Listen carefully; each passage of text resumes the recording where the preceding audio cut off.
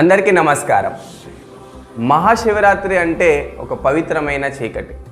మహాశివరాత్రి రోజు భక్తులందరూ కూడా శివనామాన్ని మరియు మంత్రాలని పాటిస్తారు. అదేవిధంగా మహాశివరాత్రి రోజు ఆ మహాశివుడు పార్వతమ్మ భూలోకానికి వస్తారు. అదేవిధంగా మహాశివరాత్రి రోజు ఎవరైతే మనసు పూర్తిగా ఆ మహాశివుని పూజిస్తారో వాళ్ళ పాపాలన్నీ తొలగిపోతాయి. అదేవిధంగా మీ కుటుంబ సభ్యులు మరియు మిత్రులందరికీ కూడా మహాశివరాత్రి శుభాకాంక్షలు తెలపండి. దానితో వాళ్ళు సంతోషంగా ఉంటారు.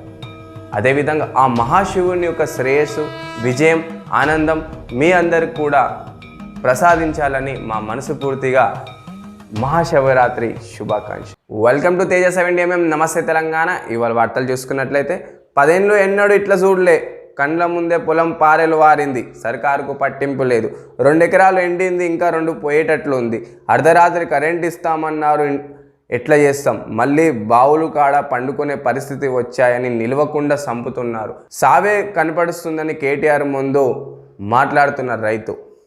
బాబు పెంపుడు బిడ్డవి, రేవంత్ రెడ్డి నువ్వు పాలమూరి బిడ్డవి కాదు, విద్వాంసాన్ని ప్రోత్సహించేలా ఉన్నదా భాష, ఆ వాక్యాన్ని కోర్టు సుమోటంగా తీసుకోవాలి, రేవంత్ భాష మానసిక స్థితికి నిదర్శనం. సీఎం మాజీ మంత్రి నిరంజన్ రెడ్డి ఫైర్. మొగాడువైతే ఇచ్చిన మాట నిలబెట్టుకో, 100 రోజుల్లో హామీలు నెరవేర్చు, సీఎం రేవంత్ రెడ్డికి కేటీఆర్ సవాల్. ఎన్నికల తర్వాత బీజేపీలోకి జంప్ అయ్యే మొదటి వ్యక్తి రేవంతే. రేవంత్ పక్కనే మానవ భాములు అయిన 5 ఏళ్ళు ఉండాలి. కేసీఆర్వి కిట్లు, రేవంత్వి తిట్లు.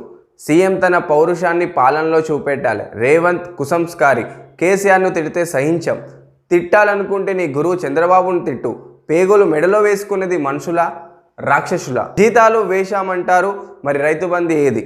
సంగారెడ్డిలో మాట్లాడుతున్న హరీష్ రావు.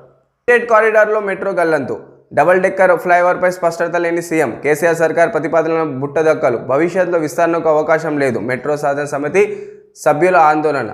మర్రి రాజశేఖర రెడ్డిపై రేవంత్ సర్కార్ కక్ష సాధింప, అడ్డుకున్న విద్యార్థులు స్వల్ప ఉద్రికత, కదిలి వచ్చిన బీఆర్ఎస్ ఎమ్మెల్యేలు, అందుబాటులోకి రాని మేడ్చల్ కలెక్టర్. సామాన్యంగా ఒక ప్రాంతం నుంచి ఇంకో ప్రాంతానికి వెళ్ళాలంటే ప్రస్తుతం ర్యాపిడో, ఓలా, యూబర్ అనేది వాడుతున్నాం.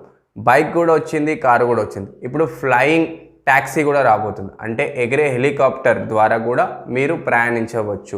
సో సామాన్యంగా త్వరలోనే దేశంలో తొలి ఫ్లయింగ్ ట్యాక్సీ, భారతదేశపు మొట్టమొదటి ఫ్లయింగ్ ట్యాక్సీ E200ను అభివృద్ధి చేయడంలో అద్భుతమైన పురోగతి సాధించామని ఈ ప్లాన్ కంపెనీ ఫౌండర్ ప్రొఫెసర్ సత్య చక్రవర్తి గారు ప్రకటించారు. దేశంలో తొలి ఫ్లయింగ్ ట్యాక్సీ సేవలు 7 లేదా 8 నెలల్లో ప్రారంభిస్తామని చెప్పారు. సో ఈ ప్లాన్ కంపెనీ వాళ్ళు E200 ఫ్లయింగ్ ట్యాక్సీని తీసుకురాబోతున్నారు. దీంతో చాలా వరకు కూడా మన ప్రాణానికి ముప్పు అనేది ఉండకుండా అంబులెన్స్ సర్వీసులు చాలా వరకు రోడ్లో కూడా చాలా లేట్ అవుతున్నాయి.